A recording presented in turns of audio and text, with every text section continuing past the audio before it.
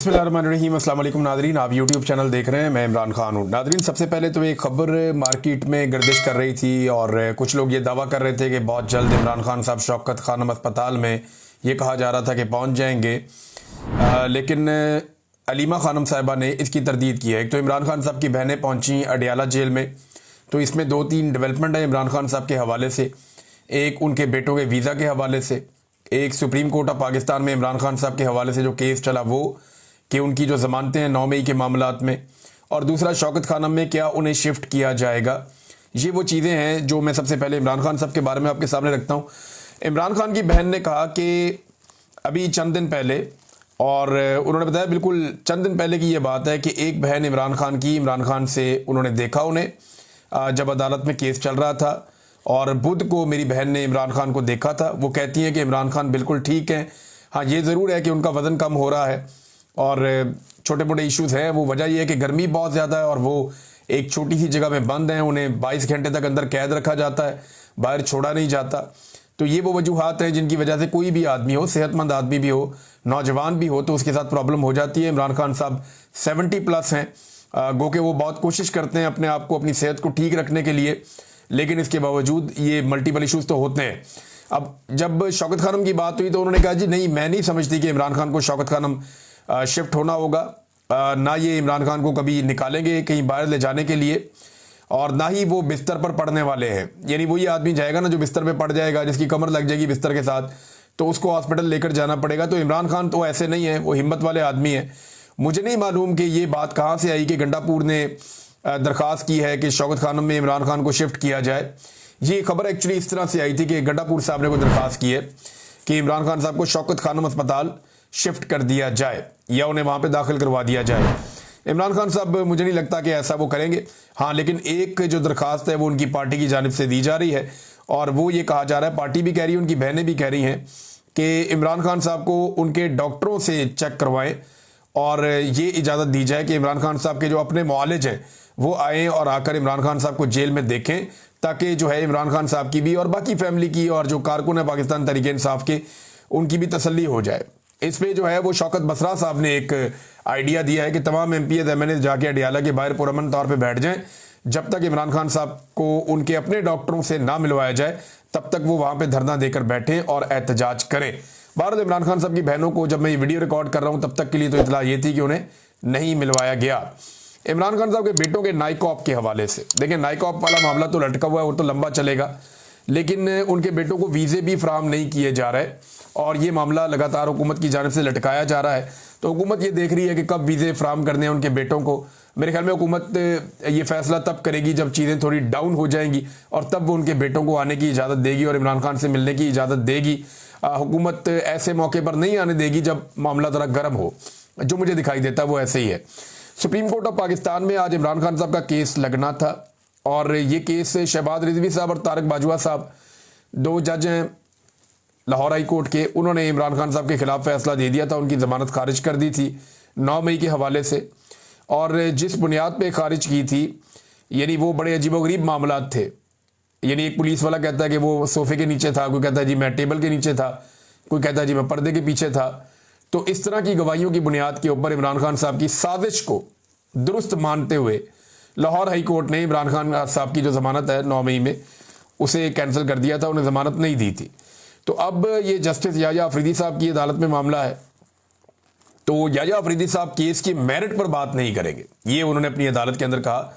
यानी जो बज़ाहिर रिपोर्ट हुआ है, सदीक जान साहब ने रिपोर्ट किया, अलीमा खान साहिबा ने बताया, कुछ और वकला उन्होंने भी ये बात की है, तो वो ये कह रहे हैं कि सिर्फ एक पॉइंट पर बात करेंगे कि आया वो ज़मानत के केस में मेरिट को डिस्कस कर सकते थे या नहीं। यानी लाहौर हाई कोर्ट में जो ज़मानत का केस है उसके अंदर जो केस के मेरिट्स हैं कि ये केस ठीक तरह बना है या नहीं बना, इसको डिस्कस किया जा सकता था या नहीं किया जा सकता था, सिर्फ ये नुकता हम यहाँ पे उठाएंगे, हम मेरिट्स के ऊपर बात नहीं करेंगे। इसका सादा मतलब जो मुख्तलिफ लोगों ने समझाया, जो वहाँ पे जर्नलिस्ट मौजूद थे, उन्होंने, क्योंकि मैं कोर्ट रिपोर्टर नहीं हूँ, मैं इतना कानूनी मामलात को नहीं जानता, एक तालिब इल्म हूँ इस हवाले से, लेकिन जो चीज़ें सामने आई मैं आपके सामने रख देता हूँ। जितना मैंने इसको समझा है वो ये है कि सुप्रीम कोर्ट ऑफ पाकिस्तान नहीं चाहती कि ये वाले मामला सुप्रीम कोर्ट ऑफ पाकिस्तान में आए कि एक पुलिस वाला टेबल के नीचे छुप गया, कोई पर्दे के पीछे घुस गया, कोई सोफे के नीचे घुस गया, और ये पुलिस वालों ने इस तरीके से इमरान खान साहब की साजिश पकड़ी, फिर कभी रिपोर्ट भी नहीं की, फिर कभी जय वकुआ पे भी नहीं गए, फिर उसके बाद कभी किसी को बताया भी नहीं, और जब बताया तो उसके बाद भी कोई वहां पे नहीं गया, किसी ने जाके इलाके का नक्शा नहीं बनाया। पुलिस वालों को यह भी नहीं पता था कि मेन दरवाजे से लेकर अंदर इमरान खान के कमरे तक 20-25 मीटर का फासला होगा, 20 मीटर का फासला होगा, तो वो कहते नहीं 300 मीटर तक का फासला उन्होंने बता दिया। तो एक अजीबोगरीब किस्म की कैफियत थी जो हाईकोर्ट में थी, लेकिन इसके बावजूद हाईकोर्ट ने वहां पे इमरान खान साहब को जमानत नहीं दी। अब ये मामला सुप्रीम कोर्ट में आया तो सुप्रीम कोर्ट चाहती है कि इन टेक्निकल नुक्तों के ऊपर बात ही ना हो, सिर्फ एक पॉइंट के ऊपर बात करें। बहरहाल 19 तारीख अब दी गई है। ये पाकिस्तान तहरीक इंसाफ के जो वकला हैं उन पे मुनसर है कि वो कितना ज़्यादा इन टेक्निकल इश्यूज को उठाते हैं और कितना ज़्यादा हुकूमत को और प्रोसिक्यूशन को और पुलिस को वहाँ पे बेनकाब करते हैं। सुप्रीम कोर्ट ऑफ पाकिस्तान में इसमें जस्टिस याह्या अफरीदी को बिल्कुल कादी फायद ईसा बनना होगा। अगर तो वो ये चाहते हैं कि बिल्कुल भी जजेस और पुलिस और पूरा जो इंतज़ामी स्ट्रक्चर है वो एक्सपोज ना हो, तो फिर उन्हें हर हाल में मेरिट्स जो है वो डिस्कस नहीं होने देने चाहिए, यानी उन्हें कोशिश करनी होगी बिल्कुल कादी फायद ईसा की तरह बन जाए और कोई ऐसी बात सुने ही ना, और बल्कि सुनने से इनकार कर दें जिस बात पे इंसाफ हो सकता हो या जिस बात के ऊपर कोई सवाल उठता हो वो सवालात ही उठने ना दें। इस लेवल पे उन्हें जाना होगा। अब देखते हैं कि 19 तारीख को पाकिस्तान तहरीक इंसाफ के जो वकला है वो कितनी तैयारी करके जाते हैं।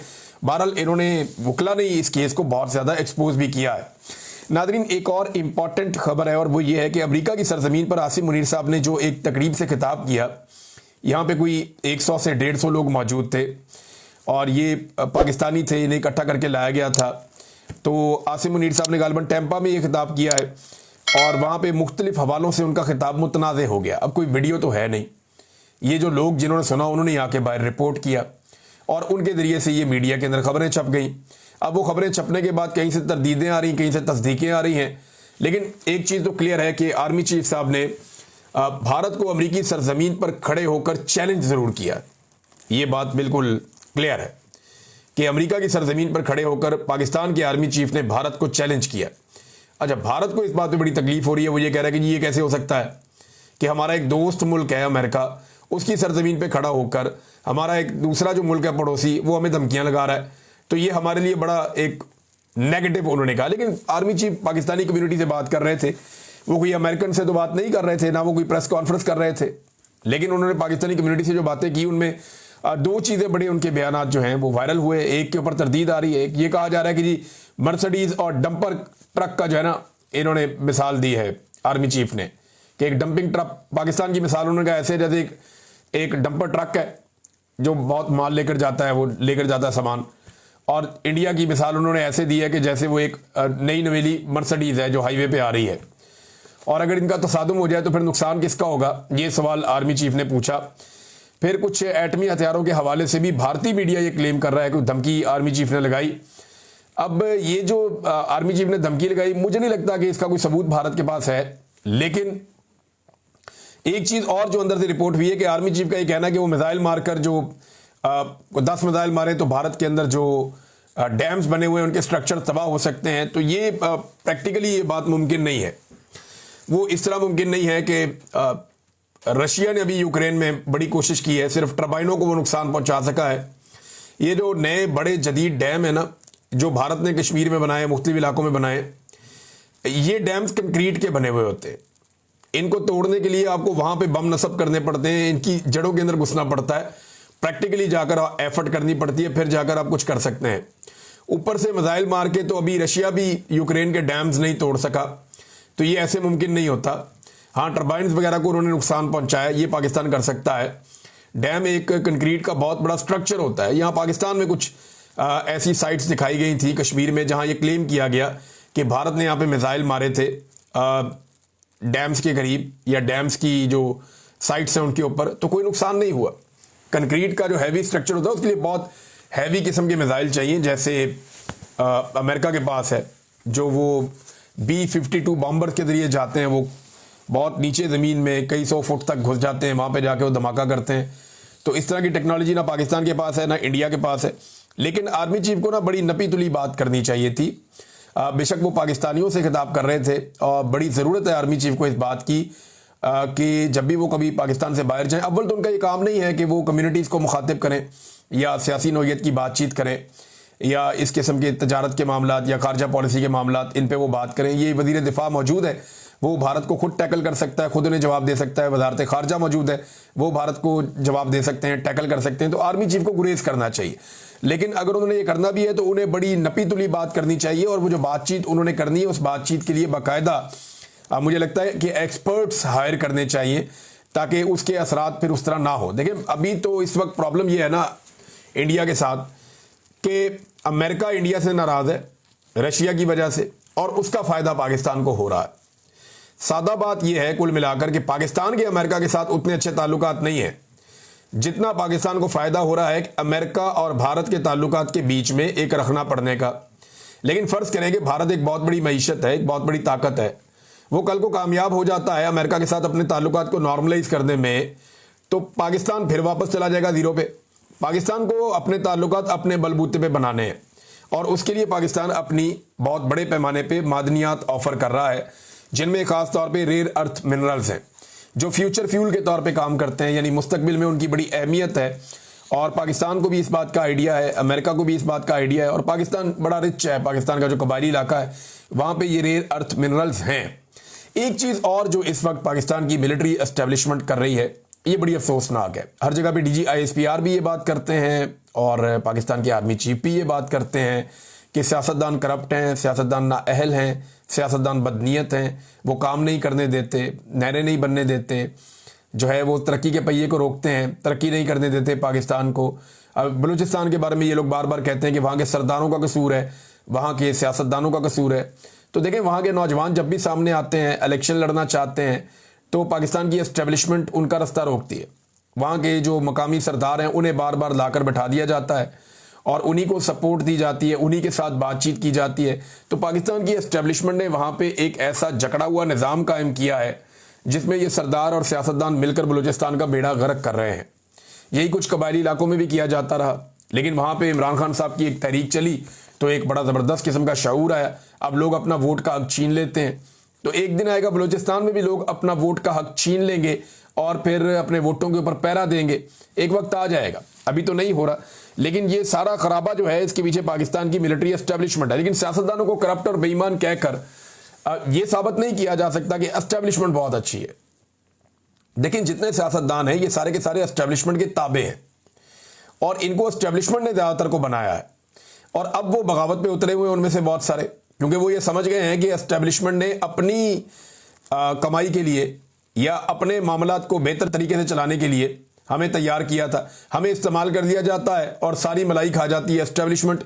लिहाजा अब सियासतदान भी सियाने होना शुरू हो गए और वो अपनी गेम भी कर रहे हैं। अब हर जगह जो है वो ये जाकर कहना कि सियासतदान जो हैं वो बहुत बुरे हैं और हम बहुत अच्छे हैं, इससे भी बात नहीं बनेगी। मेरे ख्याल में पाकिस्तानी हकीकत जान चुके हैं। पाकिस्तान एक सियासतदान ने बनाया था, किसी जर्नैल ने नहीं बनाया था, किसी जज ने नहीं बनाया था। पाकिस्तान एक सियासतदान ने बनाया था और सियासत करके बनाया था, और इस दुनिया की तारीख में ये बात हमेशा दर्ज भी रहेगी। नाज़रीन, बिलावल ने एक स्टेटमेंट दिया है। बिलावल ने अपने स्टेटमेंट में पाकिस्तान तहरीक इंसाफ को दहशतगर्द करार दिया कि एक जमात दहशतगर्द बन गई जो उन्होंने 9 मई को किया। तो ये तो बिलावल ने कहा पाकिस्तान तहरीक इंसाफ के बारे में। 9 मई को हुआ क्या था? इमरान खान साहब को गैर कानूनी तौर पर गिरफ्तार किया गया था। जख्मी होने के बावजूद उन्हें गिरबान से पकड़कर घसीटा गया और उनके ऊपर तशद्दुद किया गया। उन्हें मारते हुए रेंजर्स वाले घसीटते हुए लेकर चले गए और ये मनाजर नेशनल टीवी पे चला दिए गए। पाकिस्तानियों का गमो गुस्सा था, पाकिस्तानी निकले और उन्होंने एहतजाज शुरू कर दिया। रेंजर्स क्योंकि पाकिस्तानी फौज के कंट्रोल में है, लिहाजा जहां जहां पे फौज के मौजूद थे मुकामात, वहां पे जाके लोगों ने एहतजाज किया। अब उसमें आगे से 2 राय है। मिलिट्री एस्टेब्लिशमेंट का ये कहना है कि जो लोग एहतजाज करने आए उन्होंने तबाही फेर दी, हर चीज तोड़ फोड़ दी, हर चीज का तबाही फेर दी और आग लगा दी और लूटमार कर दी। जबकि दूसरी तरफ जो है वो पाकिस्तान तहरीक इंसाफ का ये कहना है कि हम एहतजाज करने जरूर गए थे लेकिन वहां पे तोड़ फोड़ हमने नहीं की। वो सारा काम जो है वो पहले से लोग वहां मौजूद थे और वो कर रहे थे, नकाबपोश, जिन्होंने डंडे मारे, गाड़ियां तोड़ी, नुकसानात किए, आग लगाई, और हमारे पहुंचने से पहले ही बहुत कुछ हो चुका था।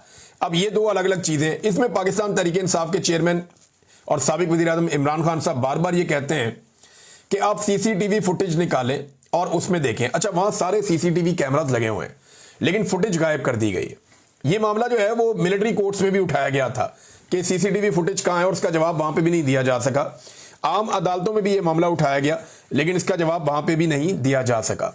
तो सीसीटीवी फुटेज गायब कर दी गई जिसके अंदर सारे हकायक थे, और इस तरह पाकिस्तान तहरीक इंसाफ के मौक़िफ़ को एक तक़वियत तो मिलती है कम से कम कि सीसीटीवी फुटेज गायब है। अगर वो फुटेज मिल जाए तो पता चल जाए कि लोगों के आने से पहले कितनी तबाही हुई, लोगों के आने के बाद कितनी तबाही हुई, सिक्योरिटी किस वक्त गायब हुई और सिक्योरिटी किसके कहने पर गायब हुई, और डंडे मारने और तोड़ने वाले लोग कौन थे, और वो लोग आज तक पकड़े गए या नहीं पकड़े गए। ये वो सारे सवालात हैं जिनका जवाब अभी तक नहीं मिला इस मामले में। लेकिन बिलावल ने कह दिया कि पीटीआई जो है वो एक दहशतगर्द जमात बन गई 9 मई के बाद। लेकिन बिलावल ने क्या किया और बिलावल की पार्टी ने क्या किया, ये जरा मैं आपके सामने कुछ तफसीलात रखता हूं।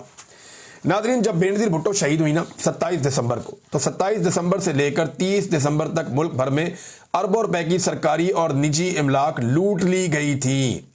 जगह जगह आग लगा दी गई थी, बैंक लूटे गए थे, शहरी लूटे गए थे, लोग कत्ल किए गए थे, और खवातीन को अगवा तक किया गया था। मुबैना तौर पे रेप भी किए गए थे। सिंध से पंजाब आने वाली सड़कें और रेलवे ट्रैक तक उखाड़ दिए गए थे। क्या वो दहशतगर्दी नहीं थी? मीडिया रिपोर्ट्स के मुताबिक मुबैना तौर पर पीपल्स पार्टी के हामियों के दंगे फसाद के दौरान 47 लोग मारे गए, जिनमें पुलिस एहलकार भी शामिल थे। मुबैना तौर पर पीपल्स पार्टी के हामी मुल्क भर और बिलखसूस कराची में अंधाधुंध फायरिंग करते रहे, सियासी मुखालिफिन को ढूंढ ढूंढ कर कत्ल करते रहे। मुल्क भर और बिलखसूस कराची में सिविल वॉर जैसा माहौल बर्पा कर दिया गया। करोड़ों लोग खौफजदा और महसूर होकर रह गए थे। गाड़ियों के साथ बांधकर जो एटीएम मशीनें हैं उन्हें बाहर खींच लिया गया था, और मुल्क भर में मुतअद्दिद बैंक जो हैं वो लूट लिए गए थे। दर्जनों बैंकों को आग लगाकर जला भी दिया गया था ताकि रिकॉर्ड ही जल जाए। अल जजीरा के मुताबिक 176 बैंक, 34 पेट्रोल पंप, 72 ट्रेन की बोगियां, 18 रेलवे स्टेशन, सैकड़ों कारें, बसें, मोटरसाइकिल और सरकारी दफातर, इमारतें, सियासी जमातों के दफातर और अनगिनत दुकानें, प्लाजे जलाकर राख कर दिए गए थे। यह किया गया था जनाब पीपल्स पार्टी की जानिब से जब बेनजीर भुट्टो शहीद हुई थी। तो पीपल्स पार्टी को तो किसी ने दहशतगर्द नहीं कहा, इतनी तबाही फेरने के बावजूद। इस तबाही के सामने तो पाकिस्तान तहरीक इंसाफ ने 5% भी नहीं किया, 5% भी नहीं किया। रेलवे भी एक कौमी इदारा है, फौज भी एक कौमी इदारा है। बैंक तो नहीं लूटा एक भी पीटीआई ने, बंदे तो कत्ल नहीं हुए, बंदे तो उल्टा पीटीआई के कत्ल हो गए। नादरीन, डॉन न्यूज़ के मुताबिक पाकिस्तान को उस वक्त इस इब्तदाई तौर पे $2 अरब का नुकसान हुआ था, और एक डेली टाइम्स की रिपोर्ट है FPCCI, इसका तखमीना है कि जीडीपी का 8% पाकिस्तान का नुकसान हो गया था उन 3 दिनों में। इतनी तबाही फेरी थी पाकिस्तान के अंदर। और आज बिलावल सीधा खड़े होकर बड़े आराम से ढिल्ला मुंह करके ये कह रहे हैं कि 9 मई में पीटीआई जो है वो दहशतगर्द बन गई है। तो फिर 27 दिसंबर से लेकर 30 दिसंबर तक फिर तो पीपल्स पार्टी तो बहुत बड़ी दहशतगर्द जमात बन गई थी। लेकिन पाकिस्तान की खातिर सारे आगे बढ़े थे, और यहां 2 साल से एक पॉलिटिकल पार्टी को कुचला जा रहा है, उसको तबाह किया जा रहा है। ये सारा मामला डिजाइन ही एक पॉलिटिकल पार्टी को तबाह करने के लिए है। जबकि बेनजीर भुट्टो का कत्ल एक इंतहाई अफसोसनाक वाकया है, और जिस तरह इमरान खान साहब की गिरफ्तारी एक इंतहाई अफसोसनाक वाकया है। दोनों पे अवाम का रद्द-ए-अमल जो है वो फितरी है। लेकिन बैंक लूटना कौन सी फितरत है? यानी वो तो बैंक लूट लिया लोगों ने, उसमें से पैसा निकाल लिया, एटीएम मशीनें घसीट के बाहर निकाल ली, इंसानों को कत्ल कर दिया, वो कौन सी फितरत है? तो ये बिलावल साहब को अपनी दफा याद नहीं है कि उन लोगों ने क्या किया था। और आज एक ऐसी जमात जो सिर्फ एहतजाज करना चाहती है पुरअमन तौर पे, उसको दीवार से सिर्फ इसलिए लगाया जा रहा है कि उसकी मकबूलियत का मैदान में ये लोग मुकाबला नहीं कर पाते। नादरीन, 14 अगस्त के हवाले से पाकिस्तान तहरीक इंसाफ ने कहा जी हम जश्न मनाएंगे और आज़ादी का जश्न मनाएंगे, और साथ अपनी तहरीक भी जारी रखेंगे। यानी लोग पाकिस्तान तहरीक इंसाफ का और पीटीआई का झंडा लेकर निकलेंगे और लोग जश्न मनाएंगे। एक वीडियो नादरीन मैं देख रहा था, इसमें एक छोटी बच्ची है, लड़की है, वो झंडे बेच रही है पाकिस्तान के और पीटीआई के। अब पीटीआई का झंडा बिकता है ना, तो ये तो गरीब लोग हैं, इन्हें क्या पता ये पीटीआई का झंडा बेच रहे हैं। वो तो पाकिस्तान का झंडा भी इसलिए बेचते हैं कि उस पर 4 पैसे बच जाते हैं। वो पीटीआई का झंडा भी इसलिए बेच रहे हैं कि उस पर 4 पैसे बच जाएंगे। अब वो गरीब है, उसका तो पेट कहता है कि मुझे रोटी चाहिए, वो तो भूख के हाथों मजबूर होकर ये सामान बेचने के लिए सड़क पे बैठे हुए हैं। वहां पुलिस आके उसको हरासा कर रही है। लोग आकर उसे कह रहे हैं जी पीटीआई का झंडा आप नहीं बेच सकते, आप पाकिस्तान का झंडा बेच लें। भैया पीएमएलएन का झंडा बेचे नहीं बिकता, क्या करें? पीपल्स पार्टी का झंडा बेचे नहीं बिकता, क्या करें? एमक्यूएम का, एएनपी का, बाकियों के झंडे नहीं बिकते, मुफ्त आपको बांटने पड़ते हैं, क्या करें? पीटीआई का वाहिद झंडा है जो दुकान के ऊपर भी बिकता है, जो सड़क के ऊपर भी बिकता है। अब लोगों की डिमांड है, क्या किया जा सकता है, हो सकता है कल ये डिमांड ना हो, लेकिन जब तक है तब तक लोग बेचेंगे। अच्छा नाज़रीन, एक आखिर में मैं एक अनाउंसमेंट कर दूं छोटी सी, कि हम 14 अगस्त पे सब यहाँ पाकिस्तानी, जहाँ मैं मौजूद हूँ बरतानिया में, मैनचेस्टर में हम इकट्ठे होंगे, और इसके हवाले से सोशल मीडिया पे मैं वो अनाउंसमेंट भी कर दूंगा और वीलॉग में बता भी दूंगा, नेक्स्ट वीलॉग में, कि हम किस जगह इकट्ठे होंगे, कहाँ से कहाँ तक वॉक करेंगे। तो हमारा प्रोग्राम है, जितने पाकिस्तानी यहाँ पे मौजूद हैं, बहुत सारे पाकिस्तानी मिलने के लिए भी कहते रहते हैं कि मिलना है, और ये एक ऐसा मौका है कि हमारा आज़ादी का जश्न है, तो हम सब मिलकर मनाएंगे। और मैं आप सबके बीच में अपने दीगर दोस्तों के साथ, जो कुछ और जर्नलिस्ट यहाँ पे मौजूद हैं, उन्हें भी बुलाऊंगा, कुछ बहुत सारे दोस्त यहाँ पे मौजूद हैं उन्हें भी बुलाएंगे। हम सारे इंशाल्लाह इकट्ठे हो रहे हैं, और कुछ दोस्त पाकिस्तान से भी आ रहे हैं, तो हम पाकिस्तान के झंडों के साथ निकलेंगे और यहाँ मैनचेस्टर में एक रैली निकालेंगे, एक वॉक करेंगे, और पाकिस्तान जिंदाबाद के नारे लगाएंगे इंशाल्लाह। बहुत शुक्रिया आपका, अपना ख्याल रखिएगा, अपने चैनल का भी। अल्लाह हाफ़िज़।